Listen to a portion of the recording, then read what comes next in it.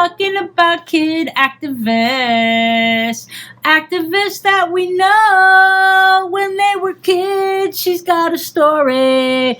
And dude, who is our person today? Rosa Parks! Dude, what Rosa an amazing Parks, woman. what an amazing woman. I cannot wait to hear this. Okay, Yeah. I'm very excited. Okay, so this chapter is called Taking a Stand by Taking a Seat. Nice.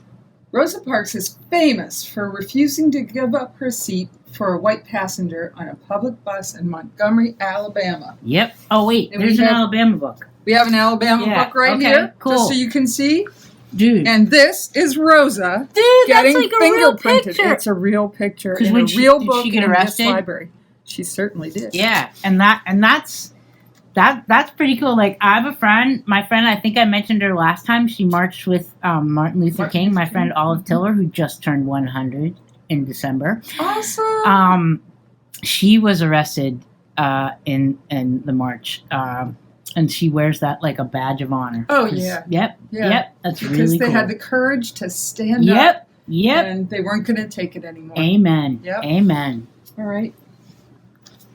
Oh, yeah, sorry. So, no, that's good. But before her courageous act changed the course of U.S. history, Rosa had to learn to stand up for herself. Fortunately, she was surrounded by family members and teachers who taught her how to be strong in tough situations. Okay. Rosa grew up at a time when racial discrimination was still legal in the southern United States. Discrimination means you treat one group of people different than a different group of people. And, of course, people of color were treated badly. Right, yeah. At that time. She was born in 1913 in the tiny town of Tuskegee, Alabama.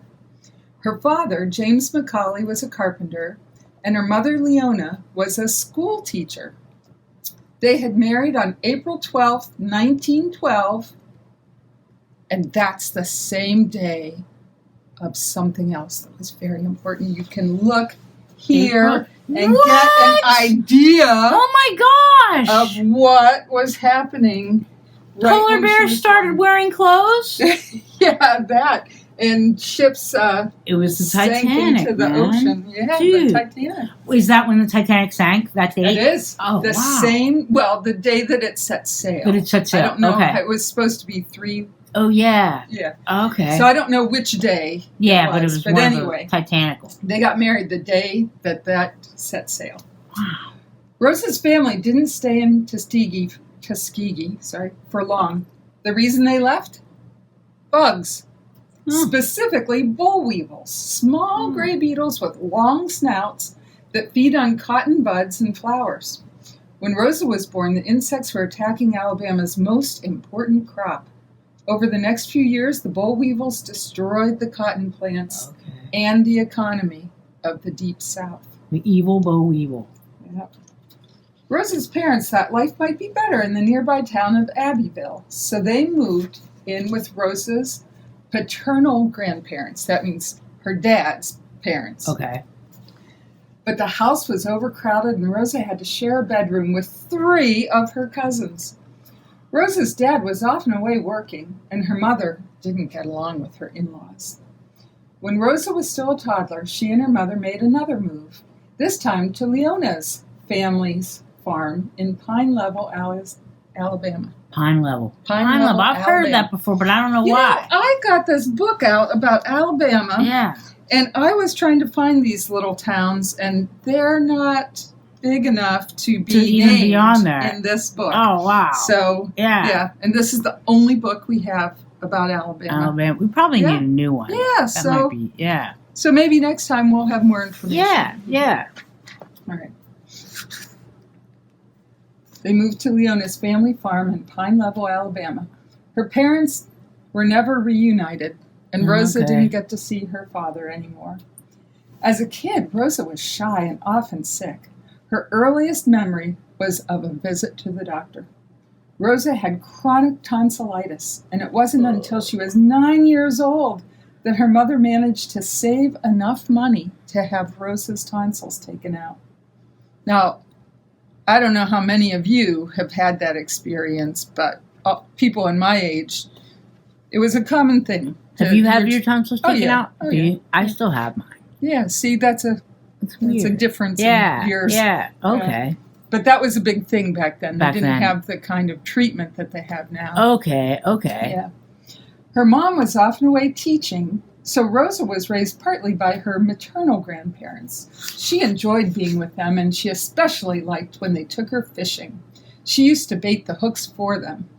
I'd get the worm, and he would wiggle all he wanted to, she said. She figured a fish would rather bite a lively worm. Like Rosa's mother, her grandparents valued education and told her stories from history, the history of her country and the history of her own family. Rosa learned that her family included people who were Black, white, and Native American. One of her great-grandfathers was white. His son, Rosa's grandfather, had fair skin, and people sometimes thought that he was white. He liked to take advantage of their confusion, breaking the unfair rules of the era. He introduced himself by his last name, and he shook hands with white people. At that time, Black men were expected to introduce themselves by their first names, and only white men were called Mr. Ugh. Interracial handshaking was considered unacceptable. Through his actions, Rosa's grandfather introduced her to the idea that small acts of civil disobedience were an effective way to fight discrimination. Civil means it's not bad, it's not mean, it's like kind of maybe sort of like mannerly. Yeah, okay. Mannerly. Yeah. And disobedience, I bet you know what that means. Yeah. That means when you're told to do something and you don't. Yeah. So anyway, that small acts of civil disobedience were an effective way to fight discrimination. Although her family struggled to earn money, Rosa had fun as a child. She loved playing hide and seek and exploring the woods, creeks, and meadows near her home. But she had to watch out for poisonous snakes like water moccasins and copperheads. Rosa had a brother, Sylvester, who was 2 years younger, and he followed her everywhere. He was always getting into mischief, but I was very protective of him, Rosa said. She was punished more often for not telling on Sylvester than for the things he did. Yeah. Looking back, Rosa wondered if standing up for Sylvester taught her to stand up for herself. I wonder. I always had a strong sense of fairness, she said. Once, when a white boy on roller skates tried to bump her off the sidewalk, Rosa shoved him right back. The boy's mother threatened to have Rosa put in jail, but Rosa refused to back down. She said that the boy had pushed her first, and she didn't want to be pushed. Can't blame her. Yeah, good girl. Another time, when a white boy named Franklin threatened to hit her, Rosa picked up a brick and dared him to do it. He thought better of the idea and went away, she recalled. But to Rosa's shock, her grandmother told her, "Never do anything like that again." She scolded me very severely about how I had to learn that white folks were white folks and that you didn't retaliate if they did something to you. Rosa was hurt. She felt like her grandmother was taking the boy's side. When she was older, she understood that her grandmother had been scared for her. She knew that it was dangerous for me to act as if I was just the same as Franklin. In the South in those days, Black people could get beaten or killed for having that attitude. Yes, they had to be really careful about everything they did and said. Yeah. And put up with the bad things that other people did and said. Yeah. Right. Rosa was a deeply religious person. Later in life, her faith became a foundation for her activism. She believed that love could conquer anything, including bigotry, racism, and hate. As a child, she loved listening to the preachers at her church, hearing the music, and memorizing Bible verses. Rosa also loved school and books. Yay! Ah. Her mother taught her to read when she was only 3 or 4 years old, and when she started school at age 6, she was thrilled to discover fairy tales and Mother Goose rhymes. She wasn't very good at sports, though. If I tried to be active, I'd fall down and get hurt, she said. In the United States at that time, black children and white children had to go to different schools. And the schools for black children weren't as good as the schools for white children. Rosa and her friends had classes for only 5 months of the year instead of 9. Sometimes when they walked to school, the bus going to the white school would drive by and the white children would throw trash out the windows at them. Rosa and her friends learned to get off the road and walk in the fields when they saw the bus coming. Beginning in 6th grade, Rosa attended the Montgomery Industrial School for Girls, where she worked to pay her tuition. That means to be able to afford to go to the school. She worked by sweeping floors, cleaning the desks and chalkboards, and taking out the garbage. This private school for African American girls had been started by 2 white women, Alice White and H. Margaret Beard. Miss White and her staff had a difficult time in Montgomery. The white community didn't like these women from the North educating black girls. The school was burned down twice. But the 2 women persisted, and they played an important role for many of their students. Rosa and the other women learned cooking, sewing, and caring for sick people. But they learned something else, too. This is Rosa saying this. What I learned best at Miss White's school was that I was a person with dignity and self-respect. Amen. And that I should not set my sights lower than anybody else just because I was black. It was the same message that Rosa had heard all her life from her grandparents and her mother.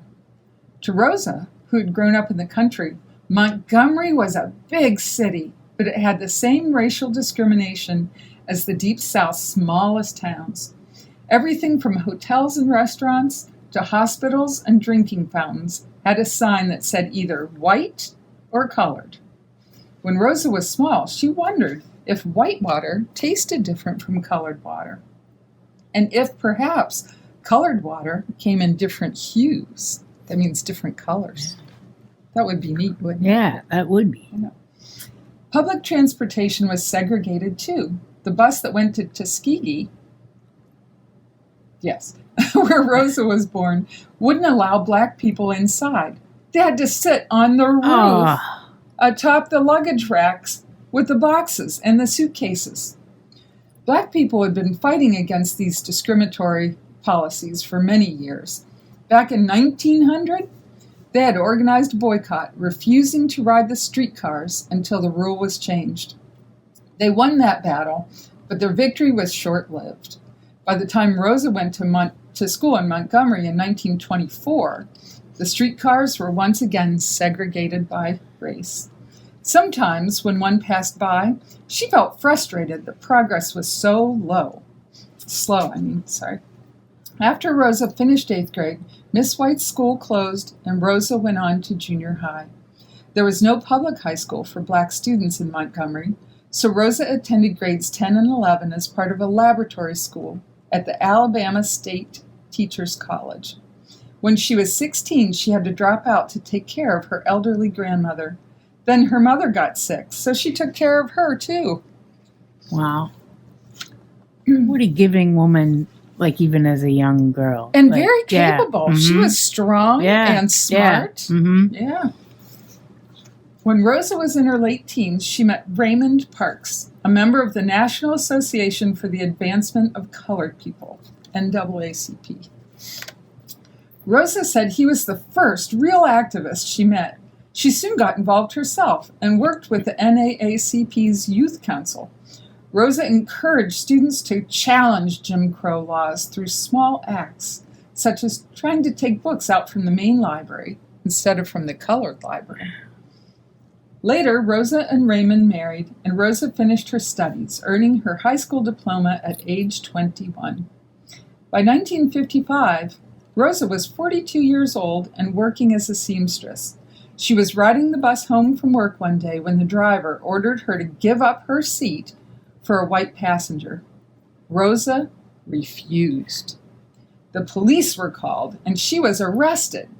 In response, local black citizens organized the Montgomery bus boycott. The African American community overwhelmingly supported the boycott, with thousands of people refusing to ride the city's buses until the U.S. Supreme Court ended the policy of racial segregation 13 months later. That is a whole year plus a month that it took them to do the right thing. Right? The boycott inspired other protests across the country and brought about more changes to unjust laws. Rosa Parks never forgot the stories told by her grandparents, the strength of her single mother, or the lessons she learned at Miss White's school. She grew up believing that she deserved to be treated with respect as an equal, even though society told her otherwise. As one of Rosa's friends once said, "No one ever bossed Rosa around and got away with it." And that turned out to be a very good thing. That is awesome. Right? She is just, I was thinking Miss Kathy is doing a program about a woman named Georgia Gilmore. Have you ever heard of her? I have not. Me neither, but, and Kathy hadn't either, but she made pies to help continue the boycott going on. Like, I'm not sure. I haven't heard the book yet. I haven't watched the show, but it's kind of related to that. That's very cool. Yeah. See, a lot of this stuff comes together, and I wanted to share with you. I told you about the Titanic just because that was in the same era.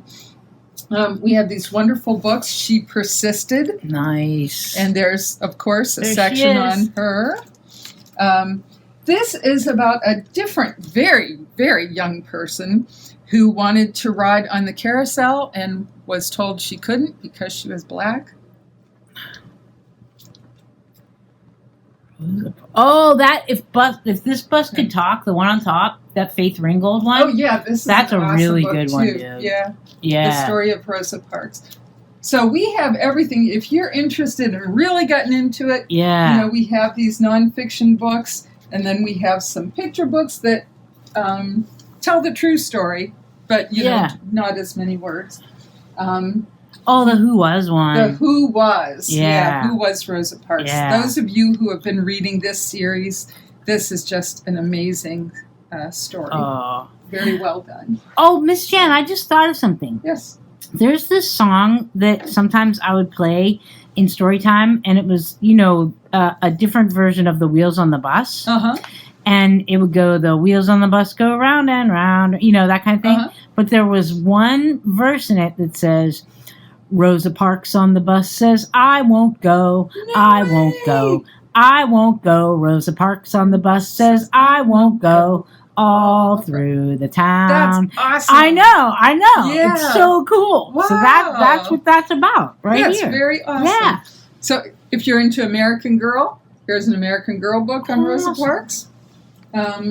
There's some early readers there, like that. Oh, dude, this is cool. Yeah. Oh my gosh! Remember when you said, "Oh wait, what's this?" This is just a little bit about Rosa Parks. It was time for someone to stand up, or in my case, sit down. Yep. Yeah, but here's some stuff. That's where she ended up living in Pine Level, Alabama.